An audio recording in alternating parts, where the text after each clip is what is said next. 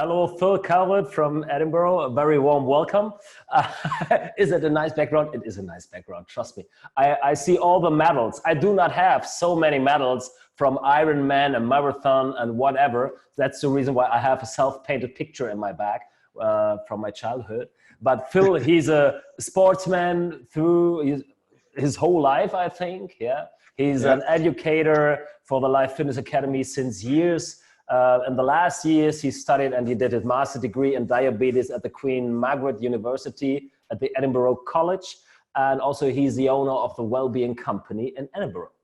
Yeah, and it's, since years, I call him a friend. I don't know how he's defining our relationship, but I call him a friend since years when we had a lot of meetings around the world for the Life Fitness Academy. And right now we want to talk about today about diabetes in COVID times, but also in general. So this is his profession, and I'll try to translate it a little bit into easy words, because he's a very brain in terms of diabetes. But enough words from my side.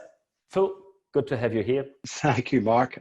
As always, let's just clarify. We've got a very strong friendship. No, Mark and I have been very fortunate to meet across the international network of fitness professionals over the last decade. We've been doing lots of things together, like Fitness Academy, shows in Germany and all over the world and stuff.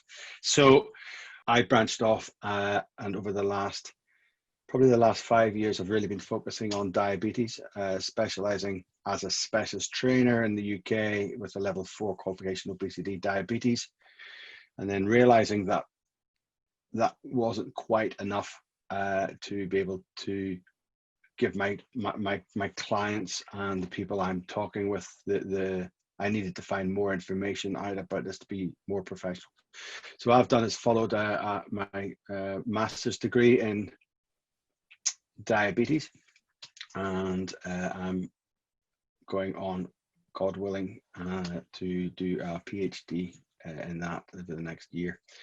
So what we have done is quickly we've talked about different topics, and fitness is not all about looking beautiful in a cover of a magazine and all the Instagram images of young ladies wearing very little clothing and young men reciprocating with buffed bodies.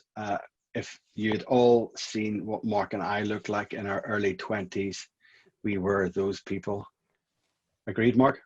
Yeah, but I still look like that, sorry. Yeah. Till here. So that's the reason why the screen is up here. Yeah, the Photoshop. But anyway, so you know, there's this, we as professionals take this industry very responsibly, and we have an education, we deliver, we've got a responsibility to deliver education and to pass on information that is going to help people. And that's kind of where I went with diabetes for my clients and for my patients. Do you agree, Phil, when we talk about education, trainers, the connection to our members and our responsibility as health and fitness professionals, do you think I'm right when I say COVID changed the total thing? Because the main focus on looking good is right now of staying strong, being strong, staying healthy in the next years. Do you agree? Yeah. So there's the word immune, the immune system, immunity is really one of these key words now. If COVID-19 is, from what I'm seeing, is taking a lot of vanity out of society, out of the globe. People can't get the haircut. People can't get to the dentist. So these are the fundamental basics that we have as a human, that we're so used to just looking good physically. People haven't been able to go into the gym and lift weights and build and hypertrophic and keep muscle bulk. They've had to find different ways to do it. But predominantly, more people are switching on to actually their health and their livelihood as a human being. And the key word there really is immunity, and understanding how can I exercise and how can I eat well to restore and keep my immune system as strong as possible, because heaven help us, this virus has not been found, there's no cure for it yet, and it's going to be around for a long time, and until we can, and we have got to, as a human being, have to understand that we really have to look after ourselves to be able to fight it, because you know, it's not just the one person in the hospital, it's the aftermath. The one person that dies, I saw a statistic yesterday, they were saying one person dies and then it's something like 18 people are in intensive care, and then of the 18 people in intensive care, there's 240 people in hospital. Of the 240 people in hospital, people, maybe 1,500 have recovered and they've got mental health issues, and then they've got 4,000 people have got lung problems, and it's just saying that one person has died. You know, you could be saying that 13,000 people have been affected. So we really have got to get control. And if we can build as a human being our immune system to be able to fight our own responses that our body's designed for, well, to me, that's a no-brainer. Yeah, a few minutes later on, we will talk about the numbers of the diabetes people around UK first or worldwide, and then we will see the COVID pandemic and the diabetes. This is both is a huge problem, but diabetes is a totally different dimension. But first of all, because we stayed at the responsibility and we spoke about the health professionals. A question: do you think we need more diabetes Robin Hoods in the fitness like you, or do we need less low educated instructors to cover all the people, or do we need more highly professionals? Is it the right word? Highly professionals, or very well educated, level 6, 7 people like you are, and you will be after your PhD for sure as well. Yeah. So to answer that question shortly, yes, we need more people to understand what diabetes is, so that they can, right? So and there's two different reasons for that. There's a crossroads. If the exercise professional that you and I educate whenever we're in the gym, or we're in an environment where we're working with young, new personal trainers, or even experienced personal trainers that are just looking to gather some more skills, if we can educate them to understand the psychology and the understanding of the actual illness, they will have confidence to be able to work with a patient that has type 2 diabetes or type 1 diabetes or whatever other types of illnesses that we come across associated with diabetes. The flip side of that coin is also then that the members that have the patients, the people that have developed type 2 diabetes, particularly, and I talk about type 2 diabetes because we'll talk about the numbers and percentages, but those people will be asked by their doctors, their general practitioners, that they need to do, say, you need to do regular exercise, and you need to do regular exercise, and you need to get your nutrition sorted out, and you need to eat better and have a better lifestyle. Then that's fantastic advice from a doctor, but it has no depth.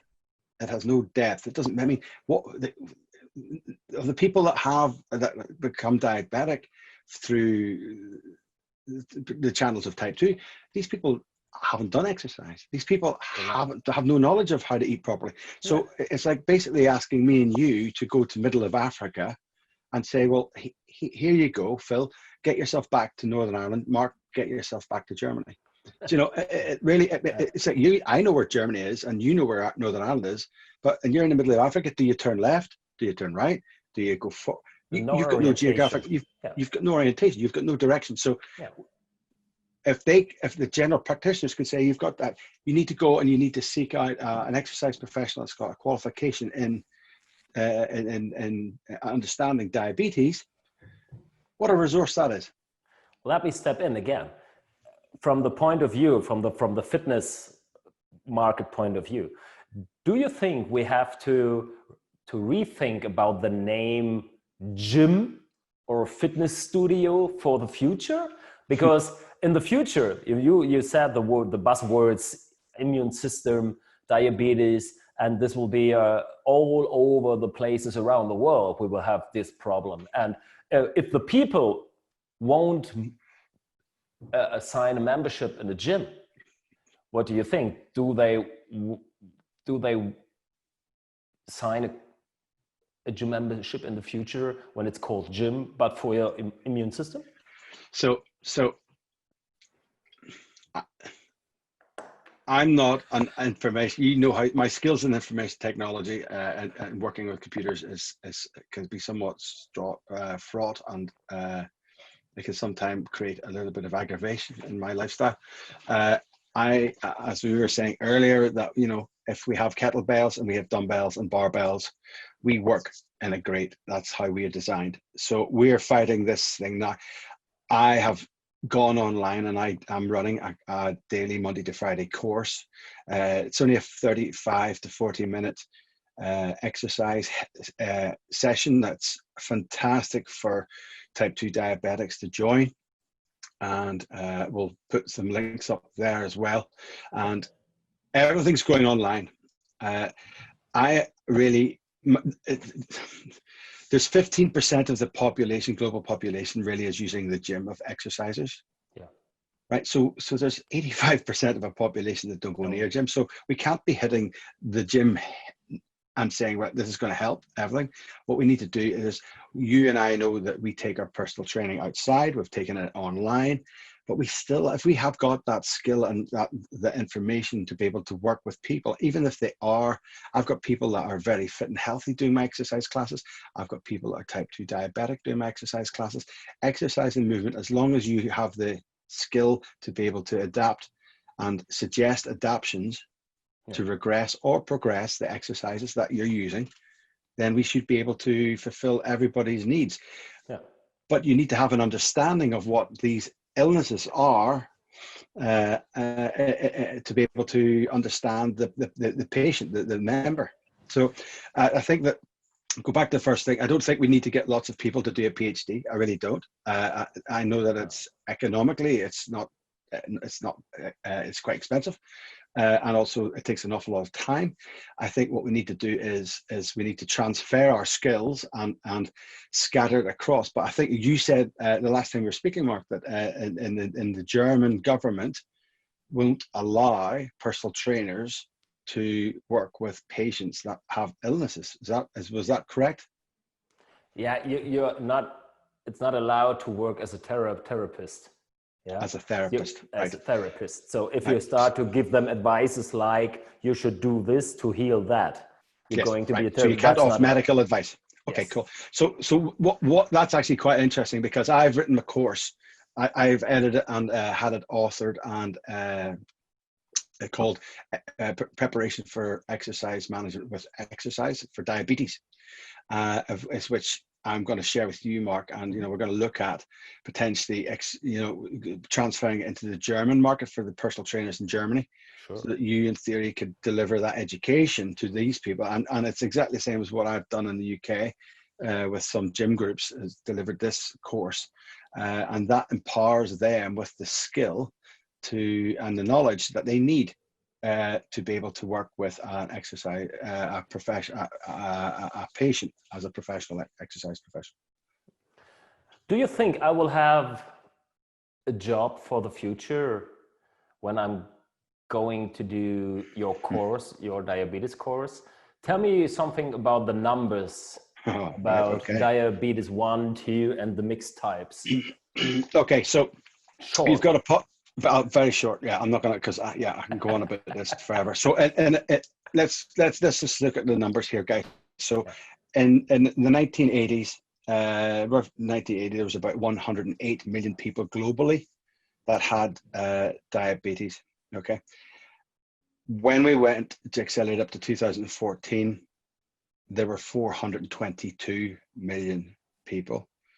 Okay, and there's an estimate that by 2045 there could be 700 million plus people globally with diabetes. Now, the percentage of people with diabetes between 5 and 10% have type 1 diabetes. Now that's, and then the rest have between 90 and 95% have type 2 diabetes. Type 1 diabetes is generally seen as a genetic illness, and it's brought on as generally comes on as a younger person that's developed, and hence its name is the juvenile illness. So that massive 95% is totally preventable. So if you think 90% of 700 million people, do exercise professionals have a job in the future? Well, we just need to look at COVID-19. 5 million people globally have had this illness. Yeah, right? It's close to the same. 420 million or 5 million. It's like kind of a pandemic, a real pandemic.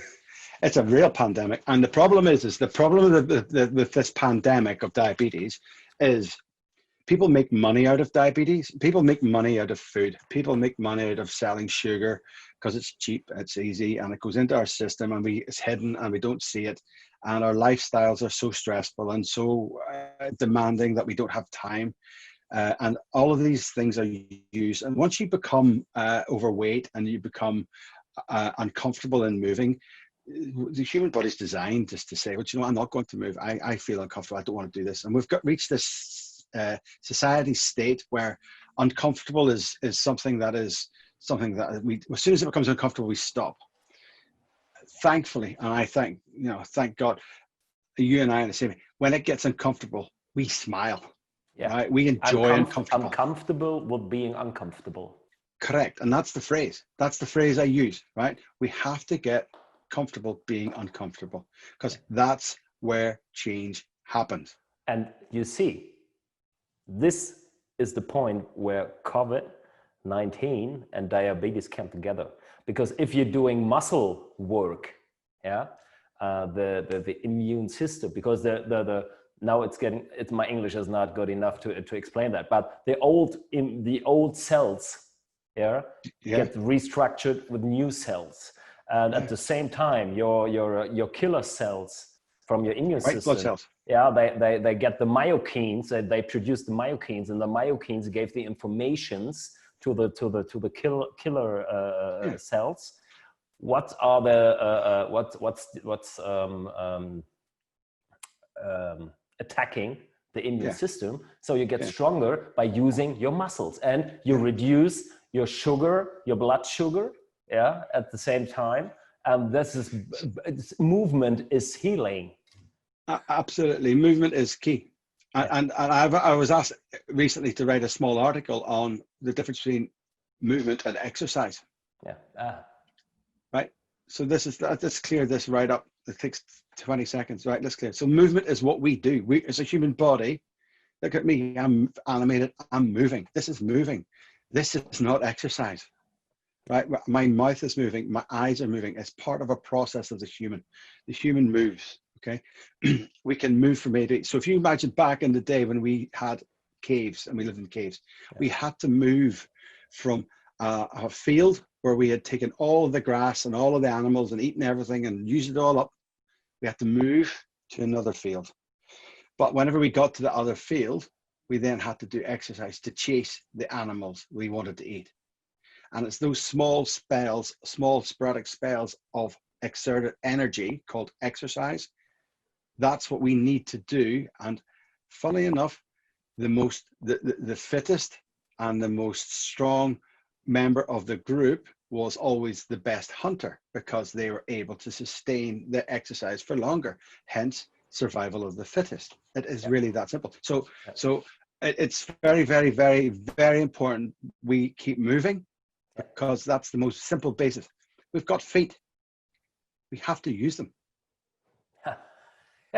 That's the basic movement for everybody. Run. Well, it's not even run, Mark. Walk, whatever. Use your legs. Move. Yeah. Now, you can move and do exercise in the same session. Yeah, you can walk. You can walk for 200 meters, and you can run for 100 meters, and just do an interval. Yeah. Anyway.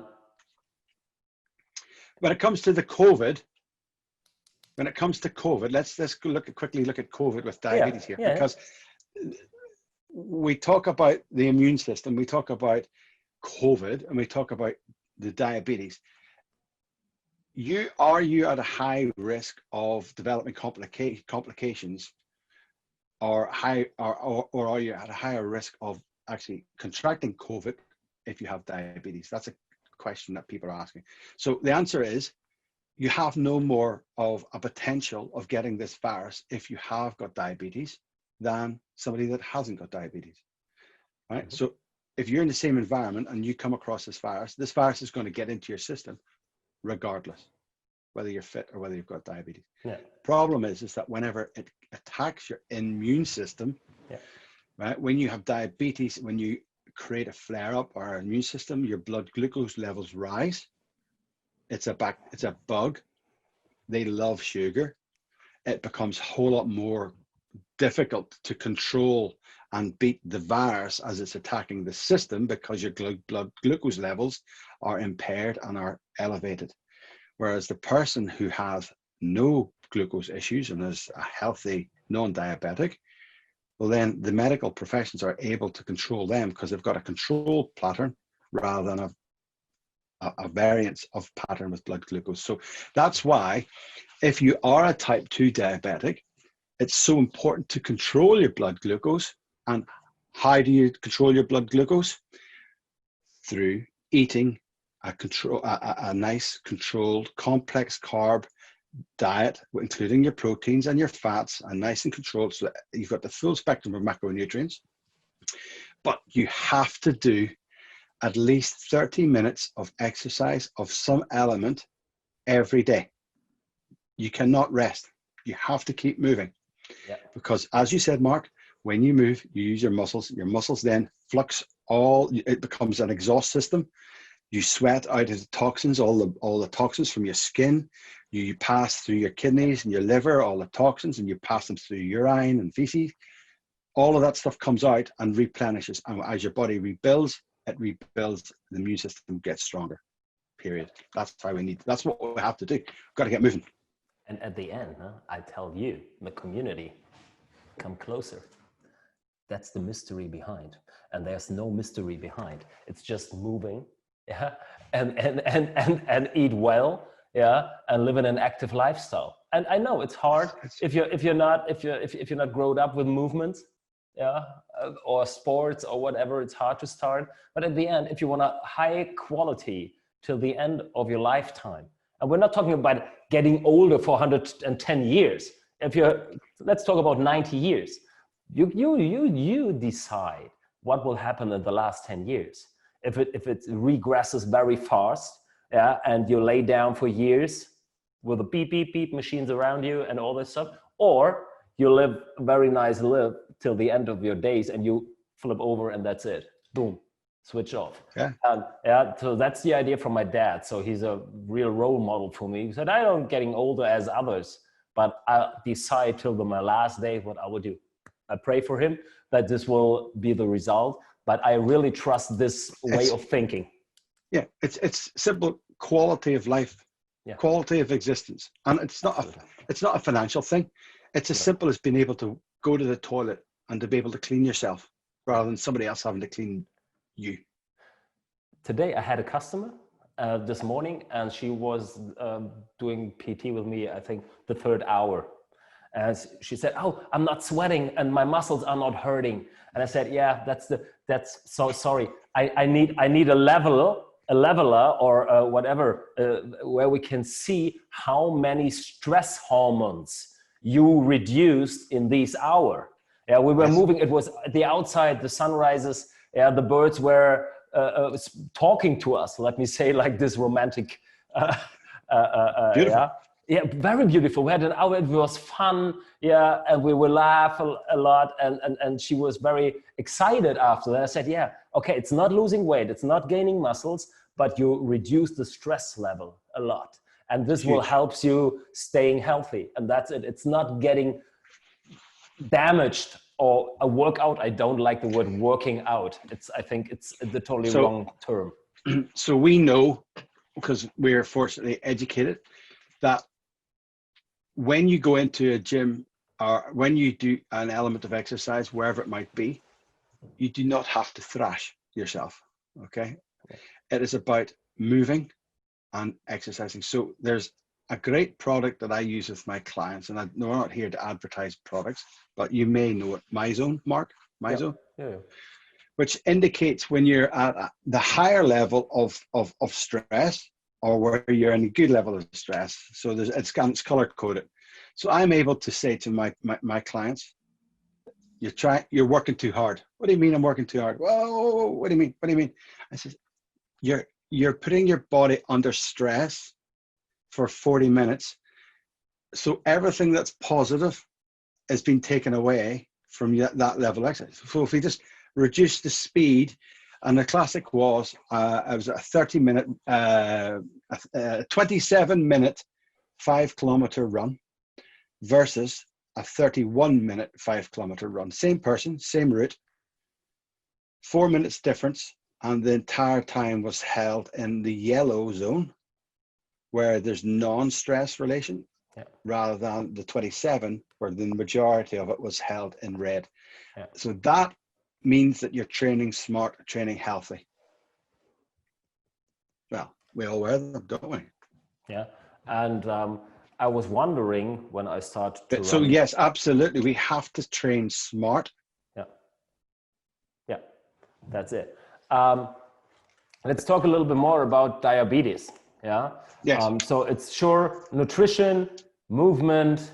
You can do it all over the world. You don't need a high-paid personal trainer. If you want one, do it. Go to small group trainings. Go to the outdoor workouts. That's a plus at the COVID time, that the people they took the parks under their control and they start to move, and you can do stretching and a cross out there and no one will look at you.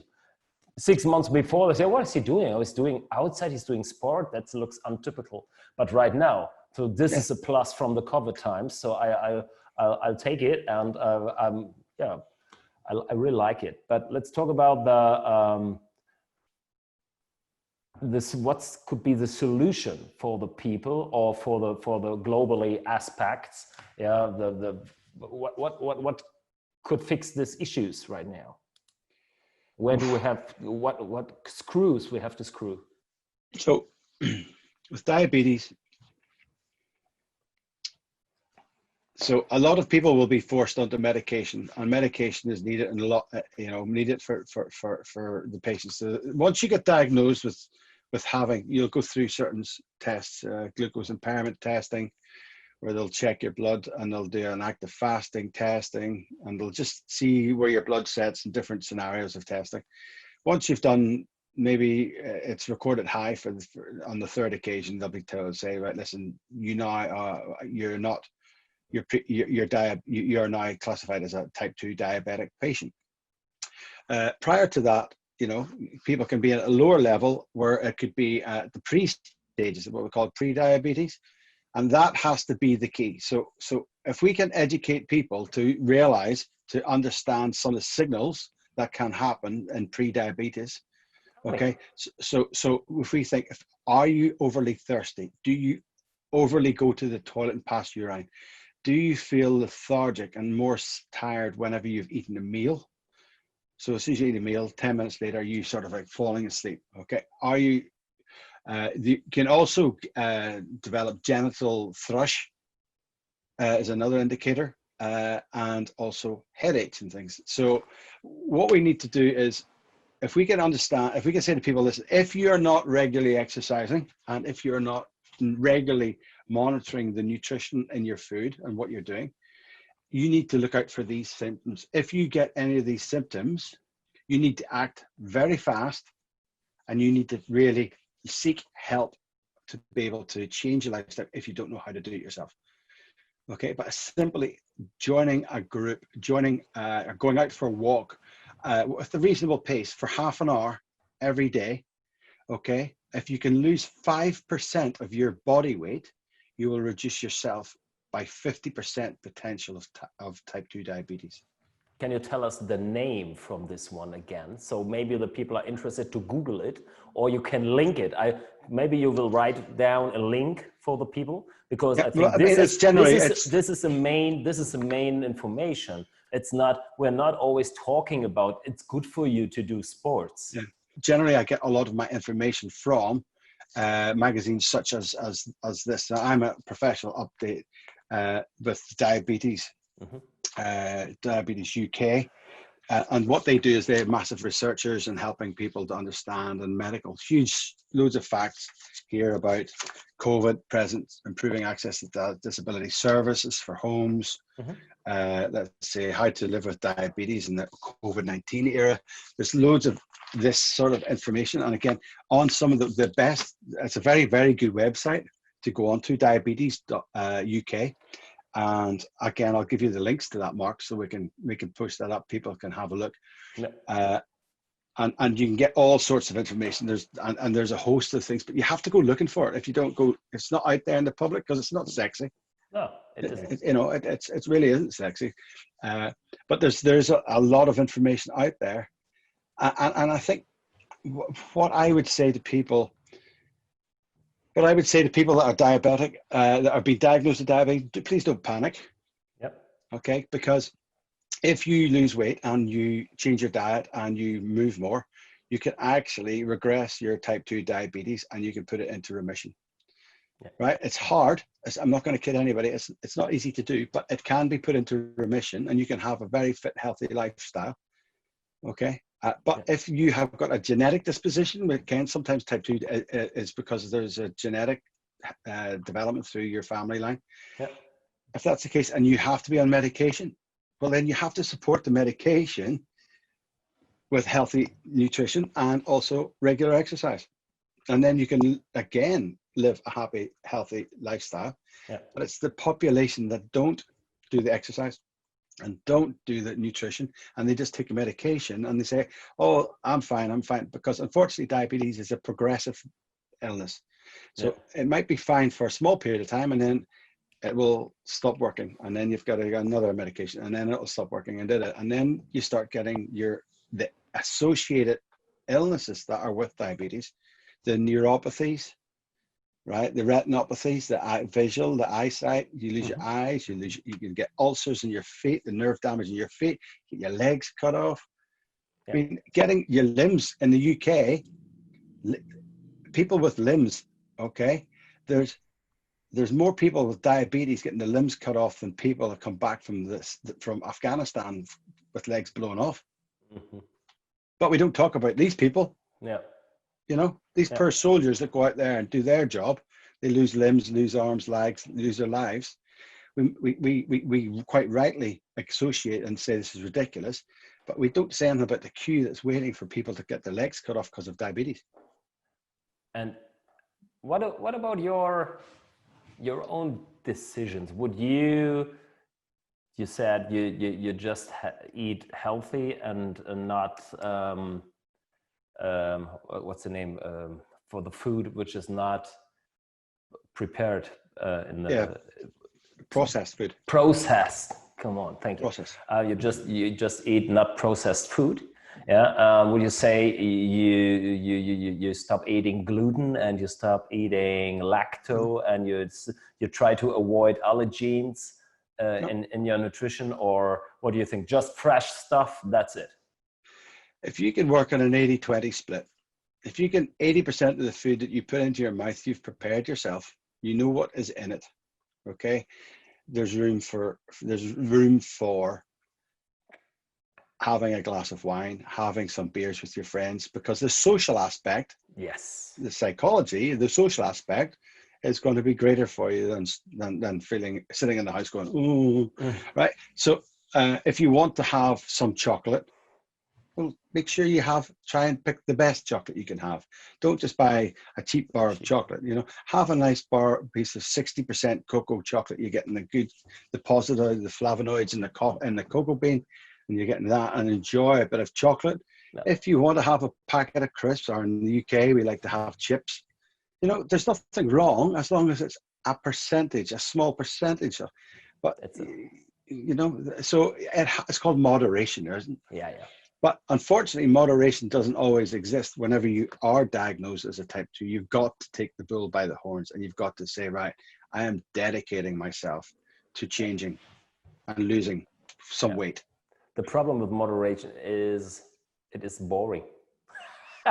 It's there's no excess. Yeah, Yeah, it's yeah, just living and find your balance, and yeah, that's it. Because right now the people, because of our lifestyle, we learn to 110% full on fire, running from one appointment to the other. Stress level is very high, and then you start to getting to be an emotional eater. yeah, Although you cover your needs, which are more nature, more light, more movement, with more whatever, Angus filet, more Vayu, more red wine, more cocktails, more party. And that's that's the one-way street. That's the one-way street for the future, I think. yeah, yeah, absolutely. And listen, we've all been in the fast lane. It's about not living in the fast lane. It's about, you know, dip in the fast lane, have some fun. Because you listen, you're only in this world for a short period of time. You have to enjoy life. But it's so much easier to enjoy life if you've got a quality of life that you can enjoy, rather than not being able to get into the fast lane because you don't have a quality of life. So it's about, literally, it's about moderating and working on an 80-20 split of control and allowing a little bit of variance. And if you can do that, well then, you know, you should be good. But again, we're talking about an illness here that is, you know, the largest pandemic in the world, and we have to take it seriously, because as exercise professionals, we will become practitioners in the future, working with the 700 million people in the globe, because our doctors and our nurses and our specialists in the medical trade will not be able to afford to be able to help these people. And these people are going to have to come and speak to people that have a knowledge. And that's why I would absolutely, you know, of the trainers that you work with and you know, or the trainers that watch this, get yourself some level of education in diabetes, because you are going to be it's going to become a very valuable asset to you in the next 10 years. Yeah, and we're not talking about to know what happens in diabetes. Yeah. It's more, it's coaching, it's lifestyle, Yeah. everything. You have to explain a lot of stuff that it anchors to the emotions by the people. Yeah, it's not a cognitive thing. Everybody knows, oh, diabetes is bad.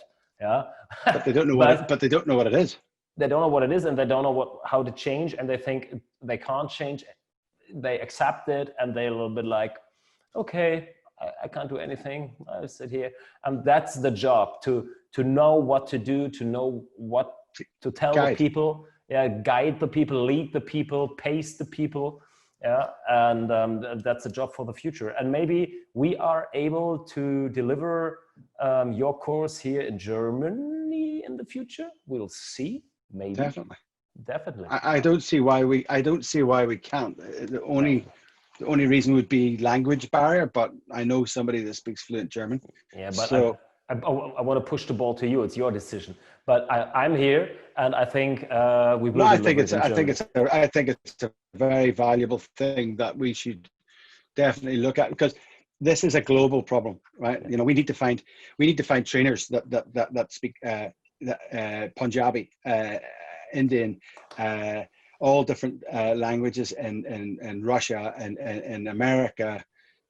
You know, this stuff ain't going away. Diabetes ain't going away, and it's unfortunately COVID-19 is going to accelerate it, because less people are out and less people are moving. Believe me, you and I, we can see the people that are out there moving, but the people that are not moving at all, they're stuck in their house. They're staying in their house. Absolutely. So move your ass out. Start to move. try one fruit a day or something like this. So make two veg. Two veg, one fruit. Right, that's the ratio, because vegetables have got the veggies have got more fiber. Yeah, that's where the fruit has got a little bit more refined sugars or fructose in it. But 2 fruit to 1 two vegetables to one fruit. But the knowledge, Mark, the bit that's very important is that as a trainer, we have to be able to see the signs of potential illness. Because if we are exerting the body's energy, we have to understand if somebody gets ill and they go into an episode, then we need to make sure that we understand whether it's a hypo or whether it's a hyper, because we have to react in slightly different ways to be able to look after the patient, the client. If you are interested in this course and you are from UK, US or whatever, please write to Mr. Phil Calvert. Yeah, if you're a trainer instructor from Germany, and if you're interested in to push this project a little bit forward, send me a message, and Phil and I will keep in touch and we try to build this up. We have 40 seconds to go with this 1 hour Zoom call. Phil, time flies. It's a good old tradition that the last 30 seconds and the last words I hand over to my guests, and I say bye-bye. Thanks, Phil. Talk to you soon, I think. And the last 25 seconds for my community, for our community, it's on you. Ahoy from Hamburg. Bye-bye. Okay, Mark. Listen, thanks very much, guys. It's been an absolute pleasure, as always, to work with Mark and to have a chat about things that are very interesting to both of us. So, as Mark said, if anybody is of any interest, please get in touch with me or Mark with the information that you'll see later. Thanks, and see you later. Bye-bye. See you, Mark. Bye now.